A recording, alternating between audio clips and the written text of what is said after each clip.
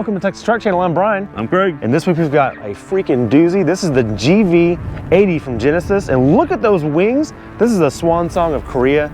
Don't mean that in a sunsetting way. Yeah, no, not the end of it. No, it's the beginning of it. It's a premiere. It's the Bentley of Korea. I think it's a better way to look at it. And also, look at that nose. The guy that designed that used to work for Bentley. So good job, Hyundai, really? Genesis. How did you couldn't tell? You couldn't tell? Yeah, it's there. So is that logo. Gives a presence, though. Very good presence. I mean this all in a positive way. Wow, this thing looks awesome. We've had a lot of looks this week about it. And let's just get out of the way, Craig. Monroney time. Price is the first thing people ask about. This one comes up at $81,500.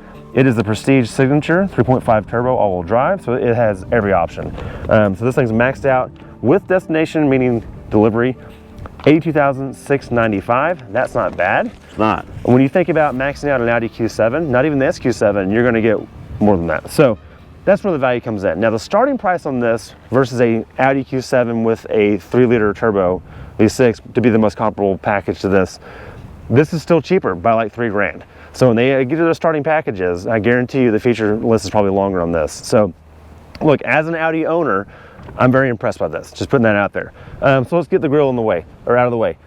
Black chrome finish. I am nervous about this, and my reasoning why is we purposely did not clean the car today.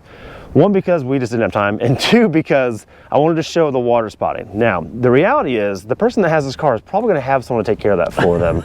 So it really doesn't matter. But for someone that does clean his own car a lot of the time, that would be a challenge. I would almost want that coated with something so it just didn't show it. In fact, it was delivered cleaned by the press company and it came in dirty. So that one part they just couldn't do it. So that's gonna be a repeating problem going on there. It's kind of like gloss black on interiors. Hard to keep clean, spot free. Right, and that is gonna be everywhere on this particular trim. It's here, it's on the side of the doors, on the back. I mean, it's just everywhere. Maybe a lower trim will save you some money and spots. And give you some more seats. We'll talk about that in a second.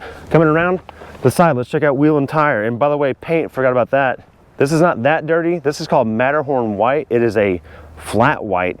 It is not a gloss. Maybe satin is a better word for it. Doesn't look quite primered, but when the corner right catches and you go, did they not clear coat this one? And the answer is no, they didn't. They used something else. And to be fair, the old man in us thought it's not finished, but the younger crowd seemed to kind of like it. I think it's cool, yeah. So we're just old jerks, basically, is what that means. So coming on down, you do have 22-inch rims on this thing, which is interesting. It doesn't ride as bad as you think it should. It actually rides fine. I had no real issues with it, but there is no air ride option on the GV80 at all, which its German rivals do offer you. Now, this is a good Michelin. It's a 265/40/22. It is a quiet tire. It has good grip. It's a 540 tread wear traction A. It's going to last long enough for the weight of this and be quiet while it does it. One more thing before we leave, I want to peek behind these twin spoke wheels. These are 6-pot brakes. They are vented hat, which is what the Germans do as well, and they seem to be very effective in my use. No complaints there. Question for the crowd, Craig. Is this a 5-spoke or 10-spoke? 5-spoke. I call it 10-spoke. Craig says 5-spoke. 3, 4, 5. 1, 2, 3, 4, 5, 6, 7, 8. No, those are voids. Those are voids. Okay, let me know below why Craig's wrong, because I see multiple spokes reaching out to the barrel of the wheel. Something here that's kind of cool. I like that this is kind of the buttress of the, if you were a Bentley by chance, you might have a flying thing. Well, but it ties into the styling treatment here and to the rear as well. It looks good. And I want them to light up real quick because they look cool too. I love that they come alive, especially at night. You don't expect that. It looks like it's a part of the chrome trim. It's cool. I just like it. Fuel door. Now, I know in Korean stuff, you have to usually pop it inside. Not on this one. Oh, interesting. So every Hyundai Kia product that makes you go inside the cab and pull a cable, it turns out they can do it. So I'm glad to hear that. Bad news is they can't put it capless, but it is a 90-degree turn cap. So instead of like twisting it a bunch, it's just a quick, easy open, like that. And it holds it right there. So premium fuel is recommended to get that horsepower number, which we'll talk about up front. But you don't have to. You can run cheap stuff if you're in a pinch. Just know it's not required. Coming around, the theme continues. These same two lines coming around. The GV70 we reviewed last year had the same theme coming around. It's just a good design language. I like it a lot. Nice trim spoiler on the back. This does not obstruct your view in the rear. Some of these spoilers taper down too much and you just can't see at the back. This one I'd have a problem with. I do like that to open this back here, there's no like button in the way. It's embedded on the actual wiper cap. So good that you and I both missed it several times. Yeah, absolutely, multiple times. Dimensional letters up back, GV80, and then this is all-wheel drive, not 8-track, all-wheel drive. No, 4-wheel drive. Oh, excuse me, 4-wheel drive, and then it's 3.5T. down to the tips, my man. These are mounted in the bumper with a real exhaust tip in the back. Let's see what it sounds like.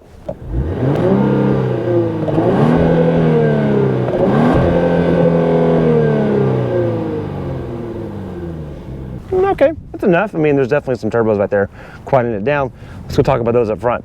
All right, boys and girls, time for the juicy side of this vehicle. And look at that. Of course, it has dampers. The hood feels light because it has dampers.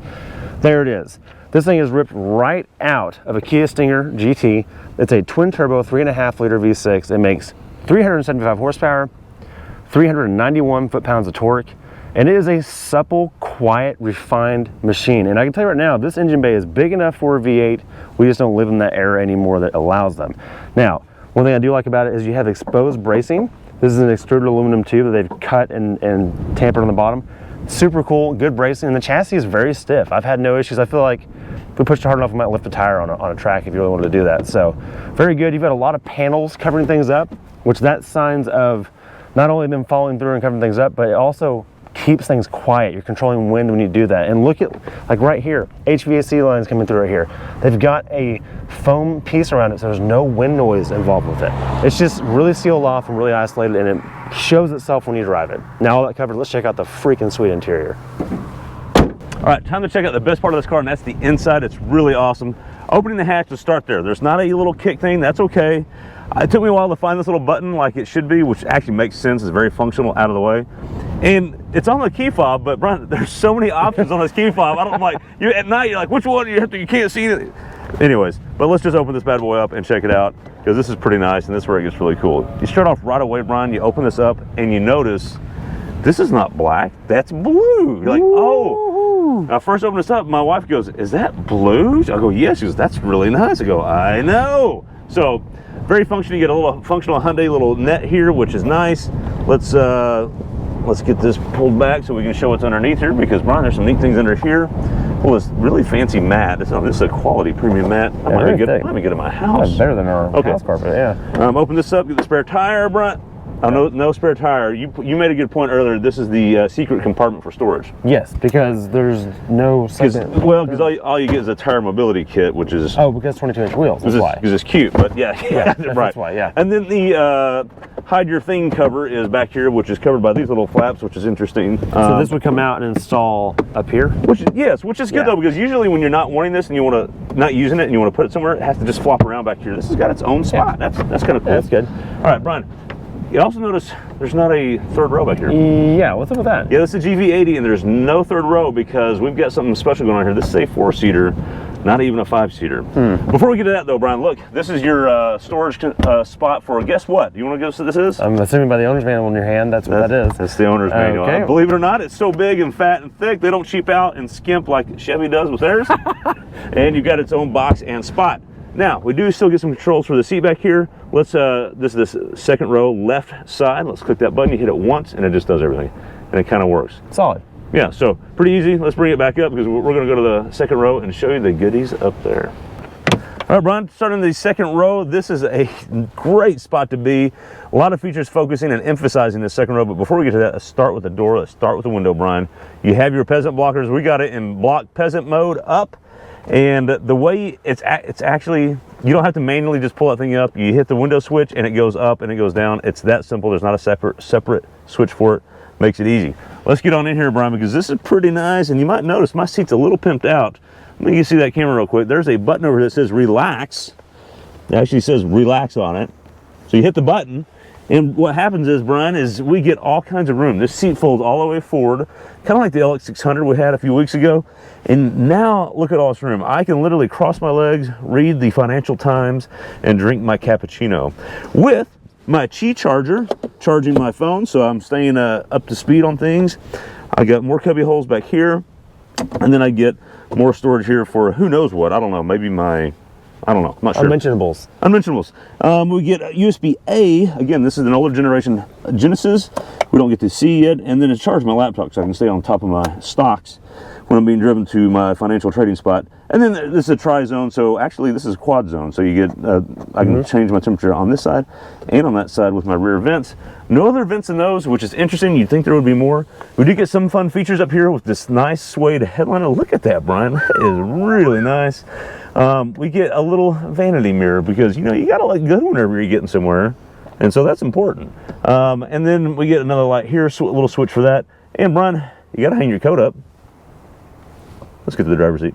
All right, Brian, moving on to the front row where it's, look, just because this is focused on the second row, the front row is still a place to be in this thing. This thing is great. Let's start with the door. We get soft touch everywhere. This nice blue, Brian, it transitions to the nice wood with the brushed aluminum or whatever that is. Who knows what it's supposed to be. And then, Brian, we move on to the water bottle holder down at the bottom. Brian, the exterior of that, in the inside of that, is soft touch. There's soft touch inside the bottle holder at the bottom pocket of the door. It's insane. That's amazing. Let's move on inside to the inside. This nice, beautiful, what is this called? Quilted? Quilted, yes. Yeah, that's the quilted pattern. It's very nice, and it is supple leather. Even on the sides, Brian, the sides here feel like leather. Not pleather. Yeah, not pleather. We have colors coming to you shortly on the little sheet here, the Monroney. And let's see, our colors are Denim and Dune. It just says Dune and Dune. Okay. Okay. So Brian, our colors here, this blue here is called Dune, and that's called Dune. Okay. So our interior option is Dune, which looks like a lot of blue, but no, it really is. I'm down with whatever that's called. I like it. You made a good point earlier. Even the airbag, there's not a separate line for the airbag cutout. That is really nice. When you're just sitting right here, Brian, let me say it real quick. When you're just sitting here and you're looking out, your eye is just visually pleased. This is one of the most visually pleasing places to sit.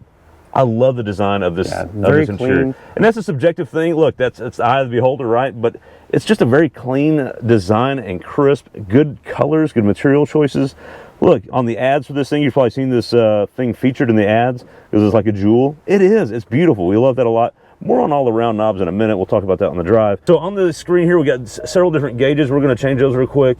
And those are, we come to this screen here, we hit the home button, which is somewhere on here. There it is, home button. And we can go to setup, and we've got different screens here. We can also do this with the wheel. We can actually control what's going on here with the wheel, so that works. And then Brian, we pointed out, we learned kind of accidentally, this is actually a swipe feature, so that's kind of cool. But let's get to the theme and the layout. So screen theme, layout, the cluster theme, go back, cluster theme selection, and you can link it to drive mode, or you can actually pick 3 different themes. Theme A is this kind of old school Genesis Chrysler 300 feeling. They meant Bentley. That's what they meant by that. Oh, they meant Bentley? Okay. Yeah.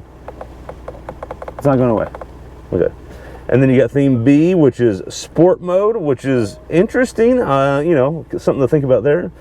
And then theme C, which is this more futuristic, which we happen to like the most. I notice we both kind of just left it on there. Yep. You can also put it in 3D mode, so those things kind of, it's very interesting. Yeah, what do you think of the 3D mode? I left it on. I liked it. You did like it? Yeah, and so just like last time with the GV70, just the GoPro doesn't capture it, but it gives some depth to what is otherwise a flat screen. It does get depth to it, but it does lose a little resolution. It becomes less crisp. And sometimes you look at it, you can't tell, and sometimes you look at it and you can. It's kind of like those old Magic Eye 3D things. It's kind of like that. Kind of weird, kind of cool, but I like that it's different. Yeah, I just left it on. I'm just going to continue on with the rest of this interior, Brian. Leather, soft touch everywhere. Everything feels good. There's leather on this right here on the horn button. There's leather there. And two-tone wheel as well. Yes, two-tone wheel. I love the scroll wheels, which they introduced in this Genesis, and which is now in Hyundai Konas. And then scroll wheel for volume. You still get a volume and tuning knob. It's still there. Volume and tuning. You still get it. Brian, this thing's beautiful, and this thing boogies. Let's drive it. Let's drive it. All right, Brian, it's time to queue up the GV80 3.5T twin turbo V6. How much power? 375, 391. Okay, all-wheel drive, hit it. Rear-wheel drive bias, 2400. Dump the brake. Oh.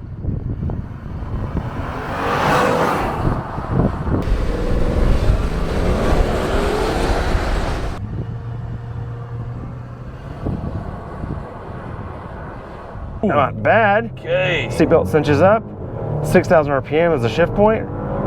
Bam, and 60 right there. What do you have? Okay, Brian, 6.24, 0 to 60 with me in the car. Not shabby, not bad. Without me in the car? 5.78. Not bad. That's not bad. I'm actually impressed how little I affected it, actually. I know, me too. That's actually pretty wow, good. but almost 0.4. I mean, over 0.4 of a second. That's actually quite a bit. Yeah, well, that's true. But we've had other cars I affected by a full second and a half. Yeah, well, Chevy Trax. I mean, I've been eating more lately, you know. Well, so. look, I've got you covered. Don't worry. Okay, So but 5.7. This vehicle is not light. No, it's heavy for sure, and it feels it, by the way. Yeah, it drives heavy. Yeah, so I want to comment real quick on it. There, because it's not a ZF8. It doesn't have a launch control similar to what the Germans have in this space. Yeah. If you've ever seen the Ram TRX do its launch control, Audis and Beamers have that too. It's just a little tamer. Yeah. That same function exists. This doesn't have that. Yeah. So you don't get this like kick, and I think that's leaving a little time behind. Although, I don't think it matters to this buyer. That's the real takeaway. No. Ride and drive is a more important thing. We're on 22s, and I would not believe it. It makes me wonder how much better would it ride with just like 20s. 19s or 20s? Yeah, 19s or 20s. That would be interesting. Well, what's interesting to me is that this is not air ride, and they don't offer air ride on any trim of this. Yeah, there's not any magic suspension tricks with this, but it's fine. It's fine. Now, the trade-off is the tow rating is notably less than its competition. Okay. So it's 6,000 pounds max towing capability, whereas that's pretty low for that much torque. Pretty low. An Audi Q7 with air ride is 8,000 pounds. Like that's a fair amount number. Like if you're in the boat world, 2,000 pounds, like it will or won't do it, right? But you're right. I don't want to go around this doing that. So totally, especially the 4-seat version.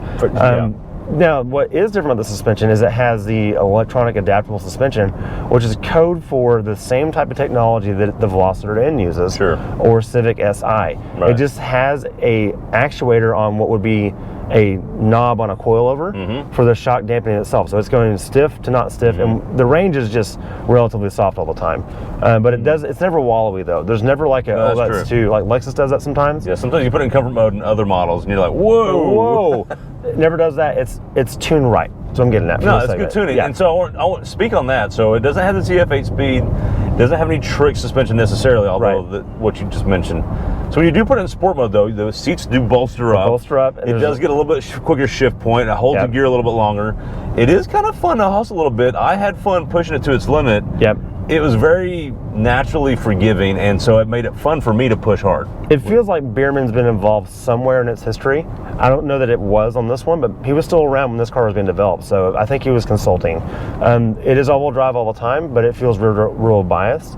It doesn't plow at all. I haven't had it. Now, we're not pushing it that hard, but in our little back road tests, I've never had there's the understeer. I never read its head, and that's the best praise I can give to a all-wheel drive crossover. It's incredible. Because, Brian, the rest of the time, I already mentioned the interior, you get to sit in this thing. It's the best part. This is a great spot to sit. Unbelievable. High praise. I think that's kind of it. I do want to end on, we had the 70 last year with a 2.5 turbo 4-cylinder in the place of this V6. Yes. And I'm going to leave it on, we've talked off camera about this. I still prefer the 70 for me in this point of life, especially if you're in a 4-seat game. I don't think this has any more leg room than the 70 does. No. This trim again makes no sense to me. It's an ego trim. It's not an actual like use trim.